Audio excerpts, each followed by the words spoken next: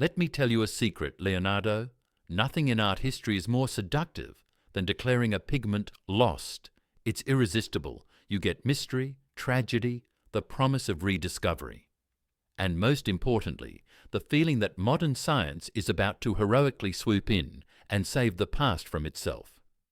But what if the pigment was never lost at all? What if the only thing missing was our ability to see it? Because today's story isn't about a vanished colour, it's about an analytical failure dressed up as a legend. Egyptian blue, the first synthetic pigment in human history.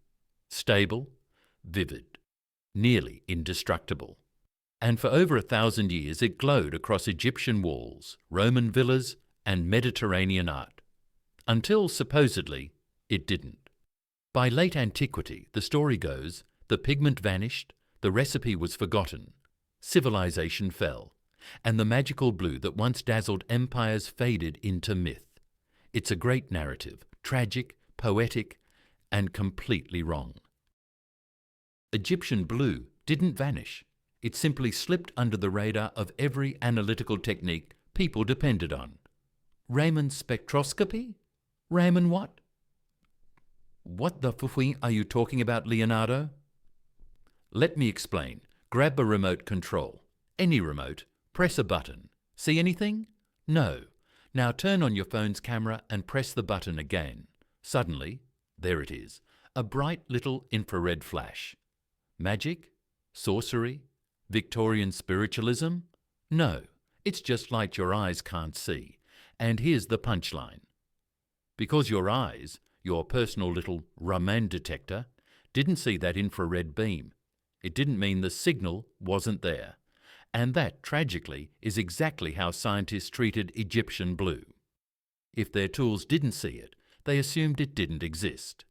Congratulations! Egyptian blue had officially become the world's first methodological ghost. Then something awkward happened. In the early 2000s, researchers started using visible-induced infrared luminescence, VOIL imaging. Shine visible light at Egyptian blue, and it glows like a nightclub sign in the near-infrared. Bright, obvious, unmistakable. And suddenly, everywhere analysts had once found nothing. There it was, Egyptian blue, humming quietly under centuries of paint, on Pompeian walls, on Herculaneum fragments, on objects that had been analysed to death with older techniques and confidently declared blueless. The pigment hadn't been lost. It had simply been waiting for someone to use the correct flashlight. Then came the real scandal. Egyptian blue started appearing in places where it absolutely wasn't supposed to be. Medieval manuscripts, Byzantine mosaics, early Christian frescoes, even Renaissance works, underdrawings, shadows, optical cool tones. Not dominant, not flashy, just present, quiet, persistent. Like a colour politely reminding scholars, I was here the whole time, you just weren't looking. Here's where the sarcasm writes itself, Leonardo. For decades, the absence of detection was treated as evidence, which is absurd. Failing to find something with a tool that isn't sensitive enough does not mean the thing isn't there. That's like using a metal detector to look for neutrinos, or checking for dark matter with a kitchen torch. If the method can't see it, the method doesn't get to have an opinion. But in heritage science, silence often gets promoted to fact. Other fields have had similar embarrassments. Air pollution research once assumed plants were producing their own polycyclic aromatic hydrocarbons because instruments couldn't detect PAHs in the air. Turned out the devices just weren't sensitive enough.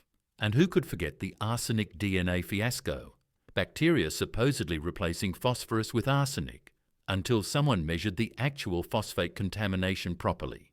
Same pattern, same mistake, same lesson nobody seems eager to learn. Egyptian blue didn't return from extinction. It returned from instrument error. It hadn't vanished. It hadn't been forgotten. It hadn't been reborn in the Renaissance. It was simply too subtle for the technologies and assumptions that dominated the field. The pigment glowed.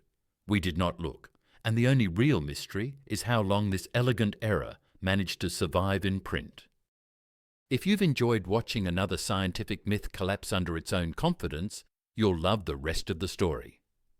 This chapter, and many more like it, live in my book The Pigment Delusion, available now on Amazon and Apple Books. It's everything you've just seen: the drama, the science, the historical misfires, but with even sharper teeth. Treat yourself. It's safer than trusting a negative Raman spectrum.